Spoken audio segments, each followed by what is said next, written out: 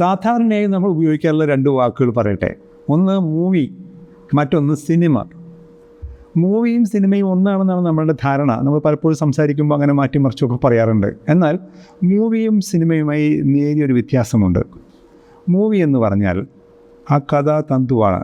എന്താണ് ആ story telling എന്താണ്, എങ്ങനെയാണ് ആ കഥയെ വിവരിക്കുന്നത്, അതിനുള്ള രീതികൾ എന്തെല്ലാമാണ്. അങ്ങനെ പല രീതിയിലൂടെ വൃത്തിയായി ഷൂട്ട് ചെയ്ത് കൊണ്ടുവന്ന ഒരു കഥാതന്തുവിനെയാണ് നാം മൂവി എന്ന് പറയുക.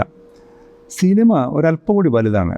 ഈ മൂവി ഉൾപ്പെടെ, മൂവിയും പ്ലസ് അത് കാണിക്കുന്ന ഒരു സ്ഥലമുണ്ടല്ലോ, സിനിമ തിയേറ്റർ, ആളുകൾ വന്നിരുന്ന സിനിമ കാണുന്ന ഒരു സംവിധാനം. അങ്ങനെ ഈ മൂവിയുടെ പ്രൊഡക്ഷനും മൂവി കാണിക്കുകയും ഒക്കെ ചെയ്യുന്ന പൂർണ്ണമായ ഒരു ഇൻഡസ്ട്രിയാണ് സിനിമ എന്ന് പറയുക. സിനിമ വ്യവസായം എന്നാണ് പറയുക.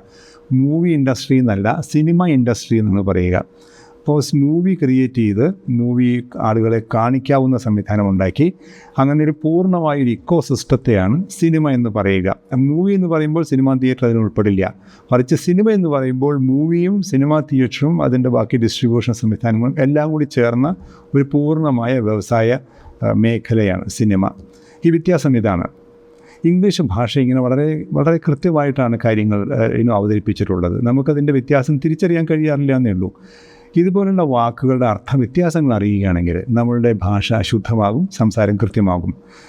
സ്കൂളിലും കോളേജിലൊക്കെ പഠിക്കുന്ന കുട്ടികൾക്ക് ഇതെല്ലാം പറഞ്ഞു കൊടുത്താൽ, അവരിലേക്ക് ഇതുപോലുള്ള വീഡിയോകൾ എത്തിച്ചു കൊടുത്താൽ അവരുടെയും അണ്ടർസ്റ്റാൻഡിങ്, അവരുടെ ലേണിംഗ് കുറച്ചുകൂടി നന്നാവും. അത് ശ്രദ്ധിക്കുമല്ലോ. ഇതുപോലുള്ള വാക്കുകളുടെ വ്യത്യസ്തങ്ങളായ അർത്ഥങ്ങളുമായി നമുക്ക് ഇനിയും കണ്ടുമുട്ടാം. അടുത്ത പ്രാവശ്യം കാണുന്നവരേക്കും ബൈ.